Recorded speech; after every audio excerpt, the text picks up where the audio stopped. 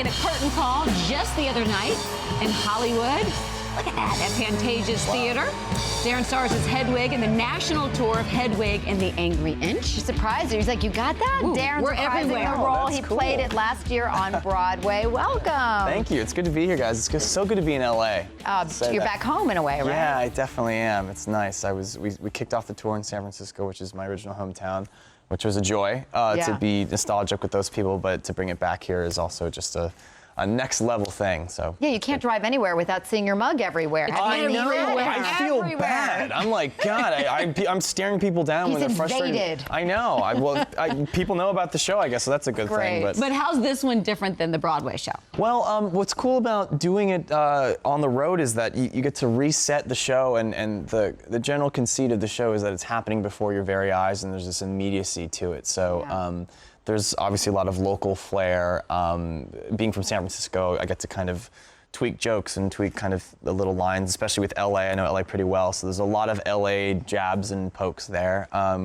This election season is the gift that keeps on giving It's as too far easy. as it's too easy, so there's a lot of fun things with that. But yeah, it just keeps it as current and relevant as humanly possible. So I'm just having fun taking it to people who haven't really gotten a chance to experience it. Yeah. Yeah, for people who don't really know the storyline, I mean, I think what you said, it's current and relevant. I mean, this story was really kind of ahead of its time. It was written in 1998, but it's really about that gender fluidity that now it seems we see that's a headline everywhere. Which is an interesting thing, because I think it's just a coincidence that this finally came back to Broadway, and I think the audiences has caught up with it.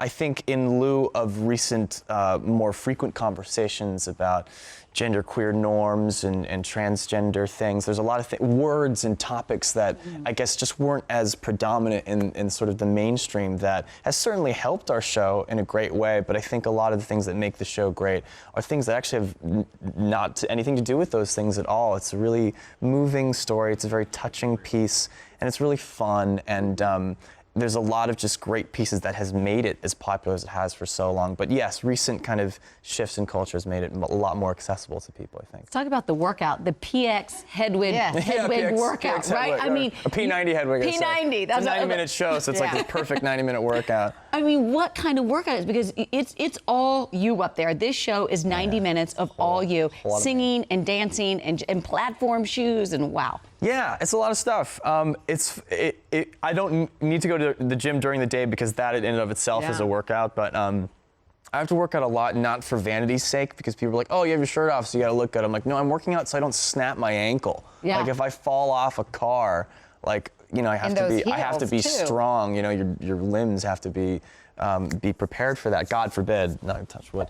But yeah, you know, a lot of Pilates, a lot of CrossFit and boot camps, you name it. I'm a big fitness junkie anyway. Yeah. So it's fun, but I have to be careful, because this show is such a workout that I'll do some intense thing in the morning and I'll get on stage. I'm just like, that was a bad idea. You've got the purple nail, or the blue nails. Oh yeah, I'm a little These are ratchet right lefters. now. They've seen better days. So how often are you painting the nails? I try and do it every other 2 days. It's nice to have a little grit on them. You know, they can't be pretty all the time. She's been through a couple She's things. pretty. So. I mean, she's definitely, we see the makeup, She's everything. a rock and roll darling. You know, she's got some. She can't have perfect nails all the time. What about the food? You can't really eat, right, before you perform? Yeah, that's another thing. People are like, oh, so how's like your diet? And it's not a diet. It's just timing stuff, because if I can't have an In-N-Out at like 5 in the evening. I got to be on stage at 8. Otherwise, that In-N-Out is going to be in and out all over everybody in the front row. I wish I could say I thought of that beforehand. I didn't. That was a good one. Really good. Good delivery. Wait, we were talking lyrics. You have some songs for us. What lyrics do you Oh, buy? you guys were saying Hold Me Closer, Tony Danza. That's a classic one. Yeah. I have a bunch of coasters in my house my brother gave me with misheard lyrics. Sweet dreams are made of cheese.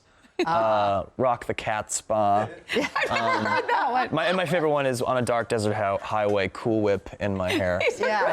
I just like driving with Cool Whips. Yeah. But you're a singer, so you must know, like when you hear a song, you must hear the lyrics, right? I'm notorious for always forgetting lyrics wrong. Really? My own songs as well. I just can't be held responsible for knowing the lyrics. Though I should, though. I'm not proud of that. Hedwig, I get all the lyrics right. So that Yeah. there's You that. come. Oh yeah, the diehards are just like. Yes, yeah, because they'll be on me. Because people love the show. It's like people come to see it. Like I think Rent is a good comparison. People have come back to see it many, many, many times. Somebody was like, I sat next to somebody who's seen the show 10 times, and I go, that's that's nothing. But the music is unforgettable too. Like I saw this show, I want to say probably back when it was off Broadway in New York. Yeah, at the before Jane Street show. Yeah, I saw it then, and I was amazed. It is such a great show, and the music is just, it stays with you. It's a really And the infectious story. thing. A lot of people come up to me and say, I don't really see musicals, and I go, well, it's not really a musical. It's kind of this rock show. Yeah. It's a play with music, so it is something a little different, which is why I think it stands out, because it really does hold up on its own.